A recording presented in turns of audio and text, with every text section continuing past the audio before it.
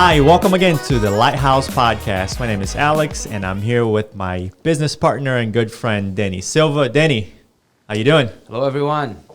And today we'll bring you home inspectors, but not just a couple of home inspectors. We'll bring you a whole company. We're here with Pro Chek, and to represent them, we have John and Jason. John, Jason, welcome to the podcast. Hi, thank you guys. Thank you for having us. Yeah, awesome. So tell us who you are. Tell us about Pro Chek.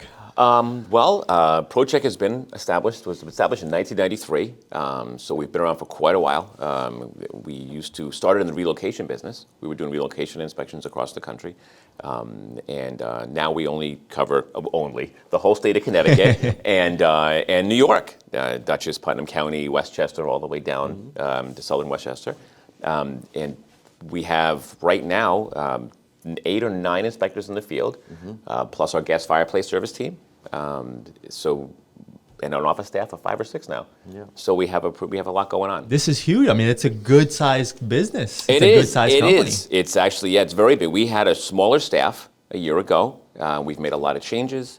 2020 was, in the real estate market was a huge, turning point in the market. There was a lot of, in this area, especially Post-COVID. Yes. Right a lot of after people it happened. Around. So we were extremely busy in 2020, doubled our normal sales, which gave us a lot of the funding that we needed to expand the business, and we did that. Yep. Moved to a larger office space and hired a larger staff. We now have a marketing department, which we never had before. We have a quality control department, which we never had before.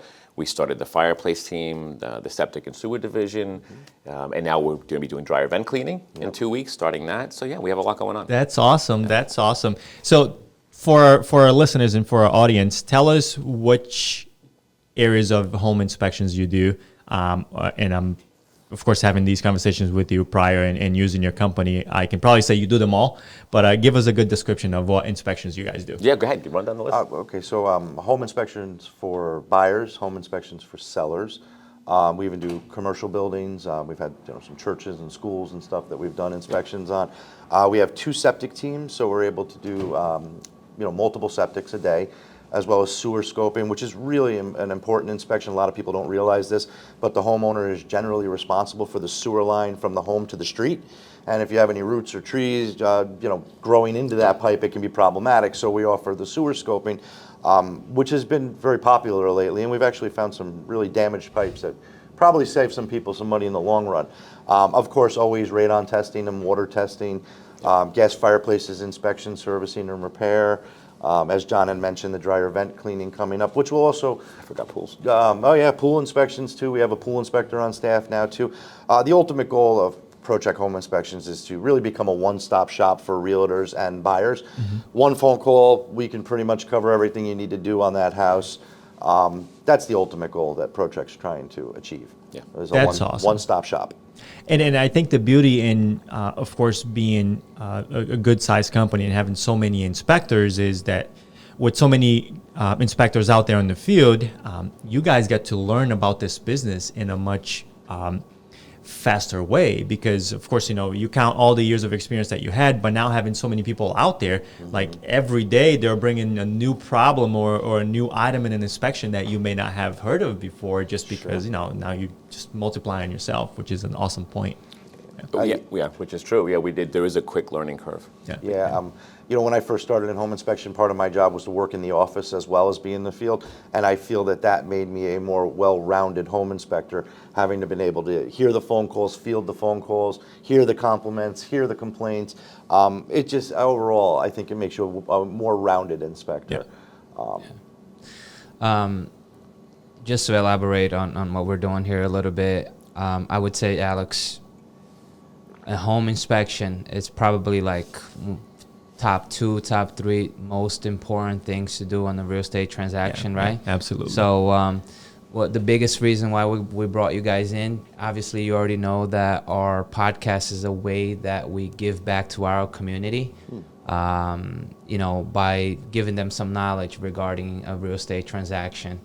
And by bringing you guys in and kind of like going over what should a buyer expect from a inspection, how important it is to have inspection prior to closing. We actually just had this done, like you guys did inspection for us a couple of days ago, and it's funny because the buyer who was buying the house was actually complaining a little bit that he had to pay all these fees for inspections, and then turns out that the septic is shot. Yeah. So he paid $450 to get the inspection done, and then to find out that he might have, if he didn't get the inspection done, he was probably going to be left over with a $20,000 bill on his back.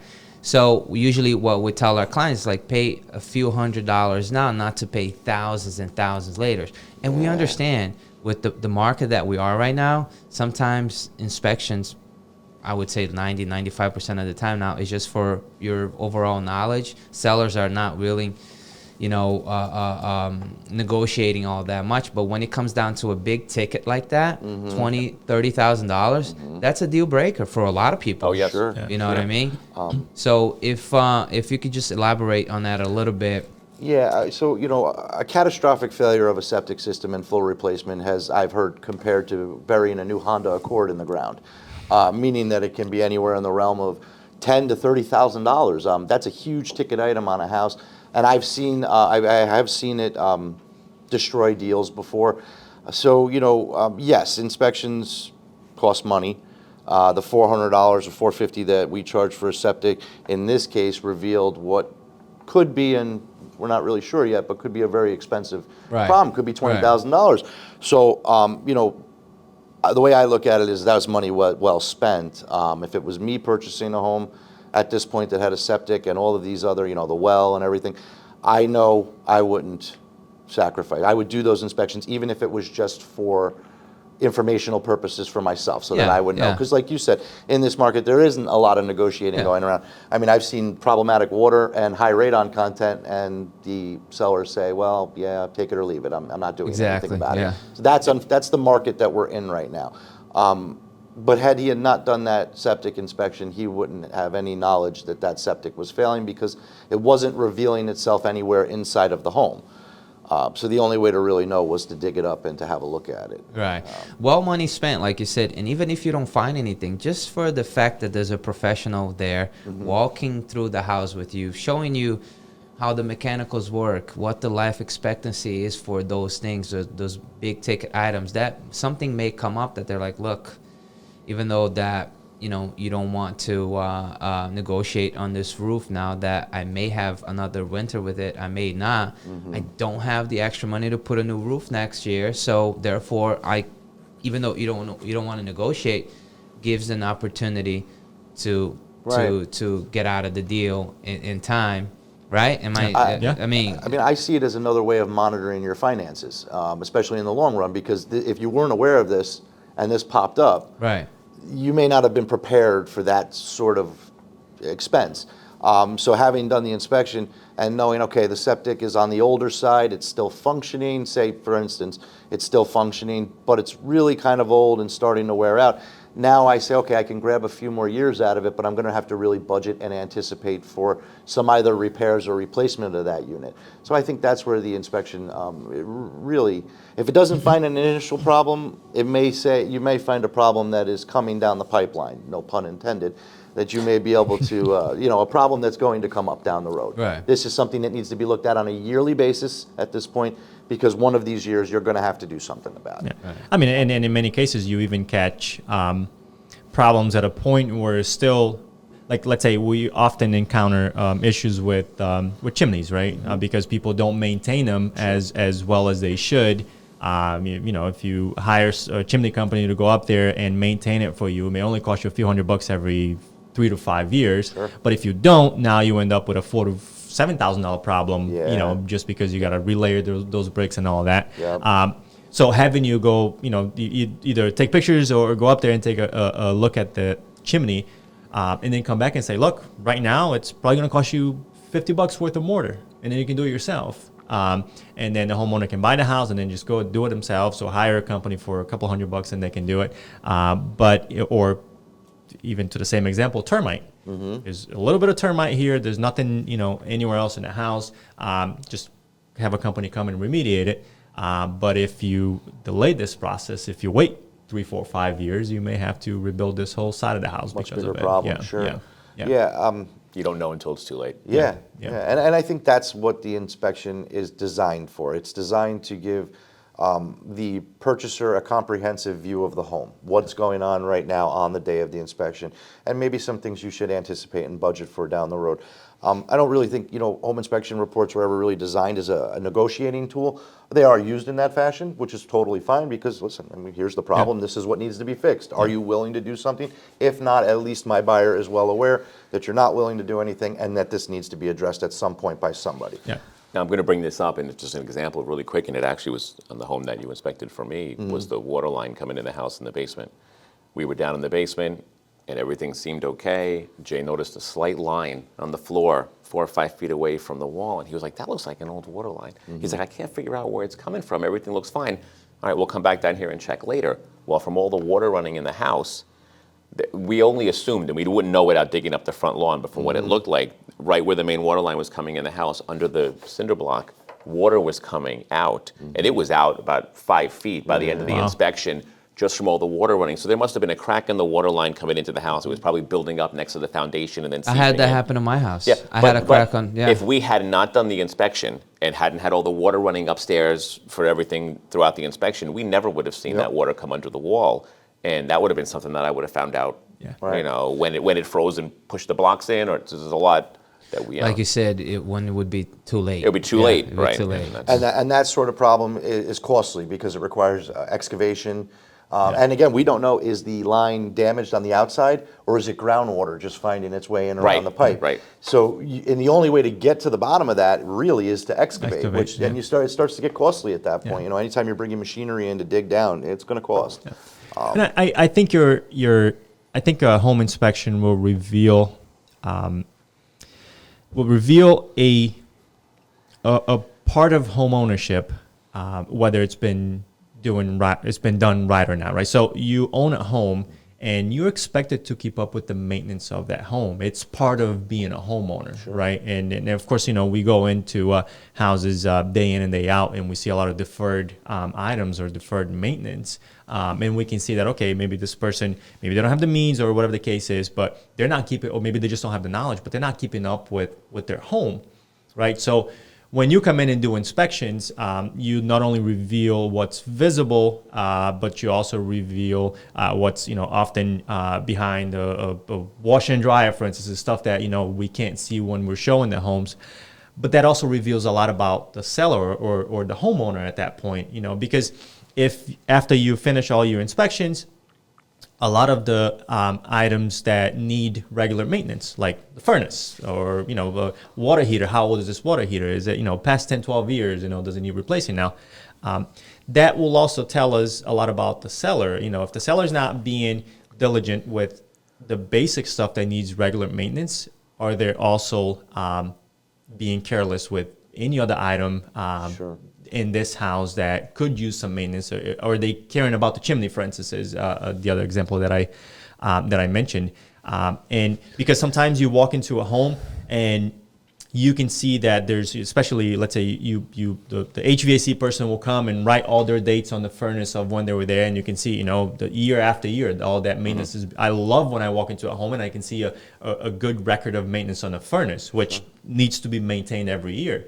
Because if the seller is that diligent with their furnace, then that means they're also going to be really good with everything else in their home. And there's a pride of ownership in keeping up with their home. Yep. It's like a restaurant. When you say the tables on the floor are dirty, what's going on in the kitchen. What's going on in the kitchen? Yeah. And you can definitely tell when a home is being well maintained. Like you said, the service stickers on the water heater, it's on the furnace. The sprinkler system's got its winterized, dewinterized company and date tag on it. And as a home inspector, we can look at a furnace, but if it doesn't have a service record on it, we'll instantly assume that it hasn't been recently serviced, and we'll put it in the report. Have the unit cleaner service, or inquire with the current homeowner when the last time servicing has been done on the unit. Certainly, very important on a boiler. Boiler's got a lot of moving parts. I hear people confuse the words furnace and boiler all together, and it kind of makes me a little crazy, but that's all right. But I always explain it as when you think of boiler, think of $10,000 to $12,000. When you think of furnace, think of more in the realm of maybe $4,000 to $7,000 or $8,000. There's a whopping difference between those two. One of them's pumping air, the other one's pumping hot water. Very different units, very different price points. So I always tend to correct people when they say it wrong, because I'm like, that's not a furnace, it's a boiler. That's a boiler. Now, Jason, you have a very particular position in your company. You do quality control. Yes. Right. So you have inspectors out there, and they're all, of course, working with different buyers and agents doing their inspections, and then the reports actually come through you before they go out. They do, yes. Tell us a little bit about that. Oh yeah, so all the guys that use either their phones or their tablets and a software that's built, that we give them, and they write the reports and then they send it back up to the cloud. I pull the reports down, and then what I do is I go through them line by line, and I look at the pictures and I look at what they're writing, and I look to make sure that everything is the way it should be. We do have pre-programmed drop-downs in there, and some of our guys have big thumbs. So every once in a while they'll click a wrong drop-down or something. Then what I do is I go through that to make sure that everything is the way it should be. If I see something that's a little interesting or out of the ordinary, I'll pick up the phone and call the inspector. We'll have a conversation about what it is before the reports go out to our clients. I also field any compliments and complaints that may come through, as well as making sure these guys are up on anything that's new and up and coming. Every once in a while I'll get emails about a toilet that's being recalled because it explodes. Well, that's a thing. That really exists. Yes. So I want my guys looking for these toilets. So it's not the person that explodes the toilet? No, actually, Yeah, I thought So I blew up my thought it toilet. was the other way around. no, this is an exploding tank. it was a tank. It's called a flush Not my mate. fault. The toilet's fault. Yeah, no, it wasn't me this time. So no, these are actually exploding the porcelain into shrapnel, and that's sort of something that came up a few years ago, and I stumbled across the article, and I said, hey guys, just be aware of this. We This found is out some. there, and we found a few. Yeah, they're those. You'll know them because when you flush them, it gives that really big. Yeah. And Yeah, if the you high op- pressure. If you open up 60, the top, 70 PSI. Yeah. Like if a- you like open an up the top, airplane. it'll have Yeah. a tank inside of it. Yeah. It says Flushmate on it, and you can punch in that serial number on their website, and it'll tell you if it's a recall. So I like to keep the guys up to date on those kinds of things that are coming out, recalled furnaces, stuff like that. So I'll shoot out those kinds of emails, just keeping them up to date on everything. That's awesome. I like that. I like that you guys have that department, because there's another set of eyes looking at these reports. Sure. Because sometimes when there's, like, for example, an independent person, they're on their own. They're doing, like you said, after COVID, these people went from doing everybody double the Yes. amount. Now, if you did Yes. 6 inspections a week, now you're doing Yeah. 12, right? Something True. like Yes. that. So an extra set of eyes looking at those reports and really taking the extra time to go over them. I have a question for you guys, Sure. and this, us in the industry, we've talked about this over and over, because, and not only what you guys do, but in other areas as well, like appraisers, inspectors, underwriters. There's a set of, like, some people that falls into the category of deal killers, right? So how do you go about that with your inspectors? I guess what I'm trying to say is, if there's a problem, do they present a solution, or just like, oh, there's a huge problem over here, like this? And I've seen so many inspections before.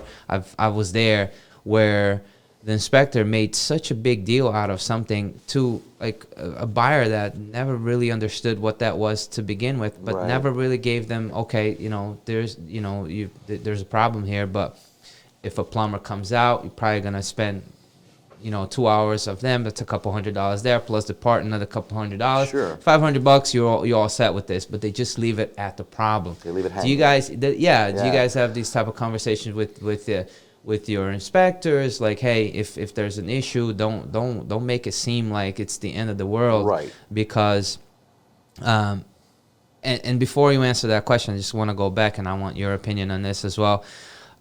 Some realtors look at it differently. For example, we have a good friend, Cynthia. One time she said to me that any house that's out there put for sale, they're as is. there's the price you buy it, like the whole inspection thing, like it's, you know, if a seller doesn't want to do anything about it, then they don't have to, right? So when the inspector is doing an inspection, he should really look into, like, give, you know, the way out if there's a problem, but, you know, here's the solution for that, because we just never know how that seller is going to look at that report. I have a client right now. She's I'm representing her on the sale of her property, and she kind of, like, you know, she buys many houses and sell many houses, and she doesn't really believe in inspections and stuff like that. So when I said that the buyer was bringing an inspector, she was like, oh, I don't know how that's gonna go. So do you guys have those conversations with the inspectors, just to kind of like give clarity on the problem, on how to resolve it and how to solve that? Yes. So every problem that a home has is fixable. I've yet to run into a problem that cannot be fixed. Everything can be fixed. It's just a matter of how much money is it going to cost, and whose money is it going to be that fixes it. So now we know in this market that it's generally not going to be the seller right now, because that's the type of market that we're in. I try to, when I was doing inspections consistently, I always tried to follow up any negative information with positive information, because there's always going to be something positive about a house, and there's always going to be something negative. We're not really supposed to tell people how to fix things, because we're not contractors, we're not roofers, you know, things of that. But I always tried to tell my buyers, listen, you know, their boiler is leaking. It's this part here, and that's a fixable item, or, you know, but you need to get the proper contractor in to tell you how to fix it and how much it's going to cost. Right. I would never leave a buyer with the feeling that something is not fixable. Everything is fixable. There's no question about it. From termite damage to structural problems, it's all fixable. It's just a matter of who's going to pay for it. I was telling you earlier that I always follow the method of, if I had to say something negative, I always looked for something positive to say as well too. And generally that would help the buyer to say, okay, well listen, you have a brand new roof, your boiler is a little bit on the older side, you should probably budget and anticipate for replacement over the course of the next 4 or 5 years. But at least you have a brand new roof, and that's a huge ticket item that you don't have to think about for the better part of 25 years now. So, you know, there's got to be a balance to it. You know, we always tell the inspectors, you know, don't go, oh my God, don't freak anybody out, because a lot of times the buyer is not in our industry, is not in a construction field, doesn't understand, and there's certain words that will set off buyers, especially young new buyers. Asbestos, mold, termites. These are words that can run somebody and scare somebody off of a home if you don't explain it to them properly. So we do try to teach our inspectors to elaborate on what you're saying. Mm-hmm. Don't just say you have double tap circuits in the panel and walk away, because the general person doesn't know what that means. Yeah, like that sounds expensive. Right. Meanwhile, it's probably about $100 a circuit to fix. So if there's 3 double taps, you're probably looking at an electrician for $300, maybe 4 or 5 with tack on his labor to fix that problem. So it's a fixable one. And I've told the inspectors over and over, nothing drives me more nuts in a report than there's a sort of a dead end sentence. For instance, double tap circuits.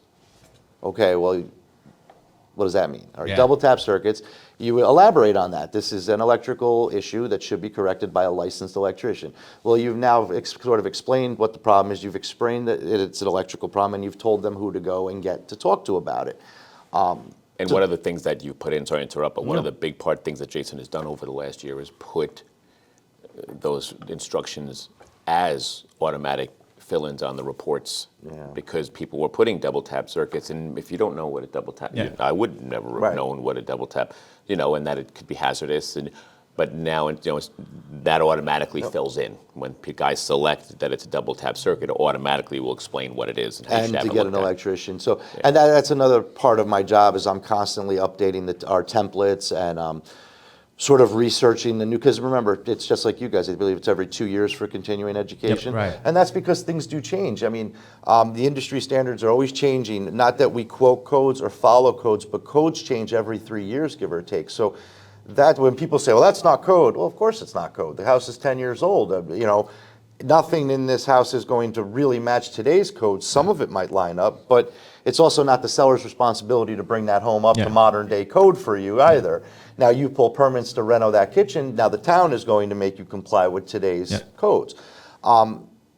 So yeah, we do try to educate our inspectors to be gentle, to explain the problem, elaborate on the problem, and tell them who can correct this problem. Right. Rather than just say, "Oh boy, you got termite damage here. Have a nice day," because that will scare somebody. That doesn't really elaborate on the problem for them. Yeah.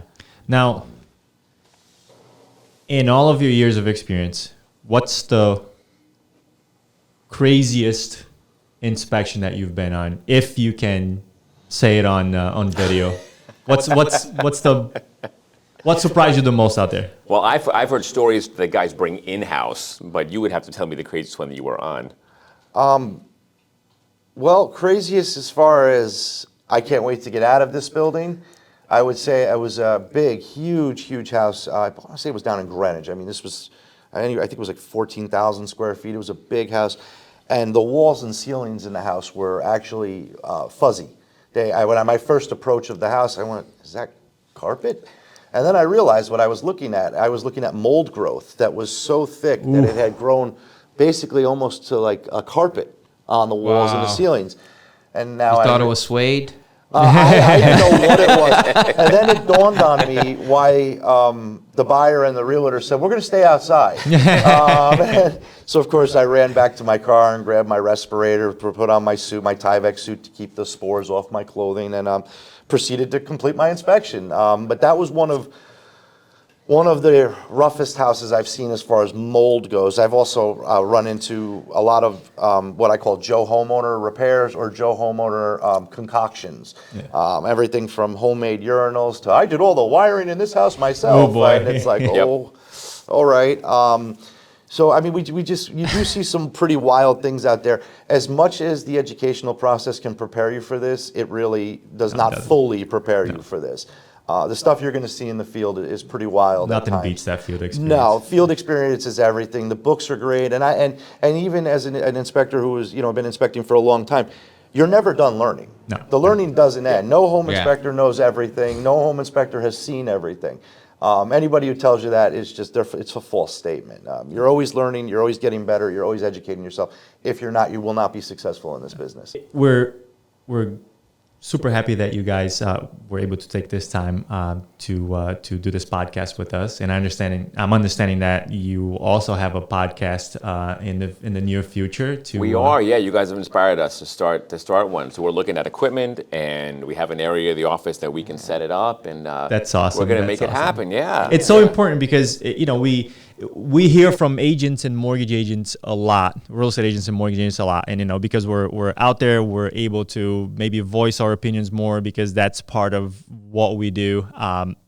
But you guys are always on the field, so you don't have access to the cameras and all of that. Maybe the same access that we have, but it's so good to see, like especially in a good sized company like yours, you guys emerging and also taking the time to do the podcast and educate the clientele, because people, like when we're talking to people have a good idea of mortgages and real estate, but they have no clue about home inspections, like what it costs, how long does it take, what kind of inspections are we doing, type of thing. And to have you guys come up and be able to educate clients and buyers and people that you may not even service or serve, but they learn a little bit from you, which is what we try to do with this podcast. A lot of the people that watch what we put out there are not our clients. We're still happy, we were able to give them a lot of information. I like to end this with this one question. In this market, which is so competitive, there are quite a few people forfeiting inspections in order to be able to get the deal, right?